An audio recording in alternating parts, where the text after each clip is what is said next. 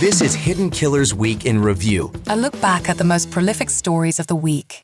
You're listening to the Hidden Killers podcast with Tony Brueski. Featuring attorney, guest, and former felony prosecutor Eric Faddis. Trial against Richard Allen, accused Delphi murderer, going to be taking place, supposedly, in the coming weeks. Lots of action, I guess you could say, going on there. Lots of motions being presented. And, of course, usually ends up with Judge Gull going, No, we're not going to listen to anything you have to say. It's kind of like the Wicked Witch, if you will. And it kind of looks like her a little bit, too. Joining me to discuss, Eric Faddis, former prosecutor and defense attorney. One of the motions filed by Richard Allen's defense attorneys, which suppressed the record of the police interrogation, arguing about Allen's civil rights being violated. He was not read his Miranda rights. And there just happens to be lots of pieces of the interview that don't exist anymore because they seem to like to edit video and then say, whoops, it's gone. What's your take on this, of suppressing some of this? Because I could read that some of it could be somewhat helpful and some of it not so much. We'll get into that in a moment. But what's your initial reaction?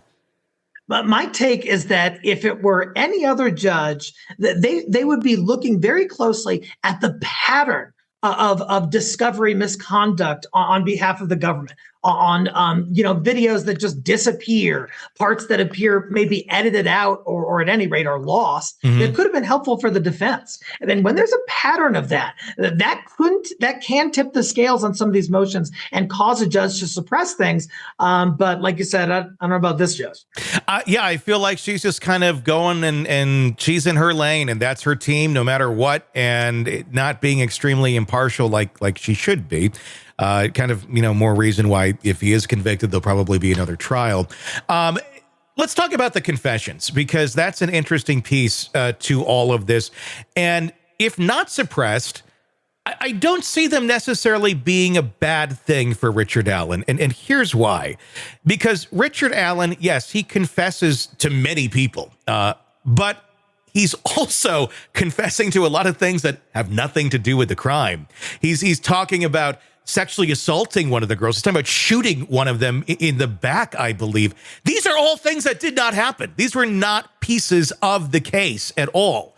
It really kind of paints a picture of someone who is making a confession, probably a false confession, and then lining it up with information that doesn't make sense. I mean, it almost paints this as a very delusional person that's going to confess, but then they're confessing and giving details that don't make sense at all, which I don't know. As a defense attorney, would that be more helpful than just running around saying, I did it, with the extra context added to the equation?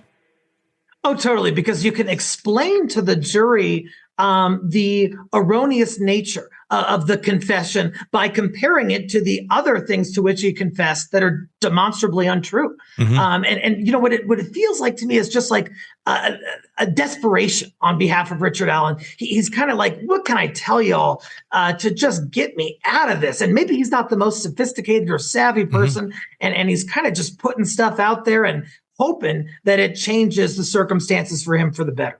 Well, and at the beginning, there is record of him denying it all, saying, I had nothing to do with this. I'm not going to be your scapegoat. This is BS.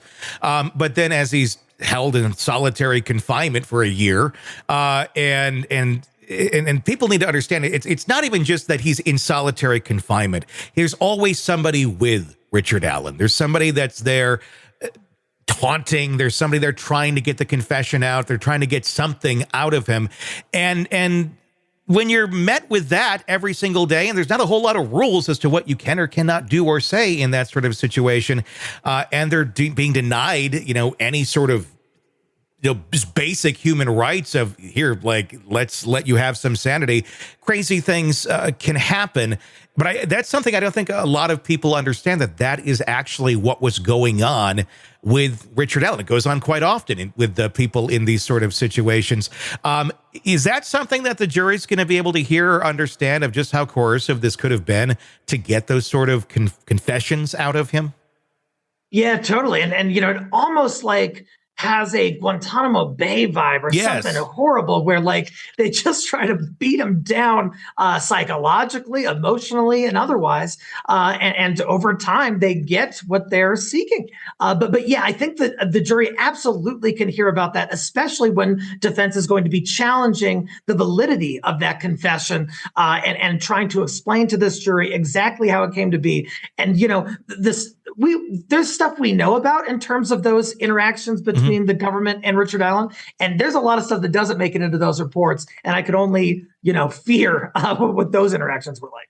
Yeah, I mean, and the thing is, there's so many things that we don't actually have record of. We have just either a written account or an oral account of something because they didn't take very good notes on much of anything. And it's like, well, was this just because they were idiots, or were they trying to suppress something? The bullet being an interesting piece of evidence that doesn't seem to have a chain of custody attached to it.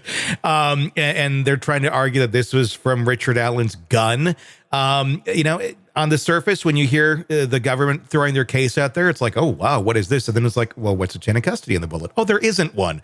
How are they going to argue this case? How is the government going to argue this case other than he made a bunch of confessions? Oh, and by the way, the context of the confessions doesn't make any sense.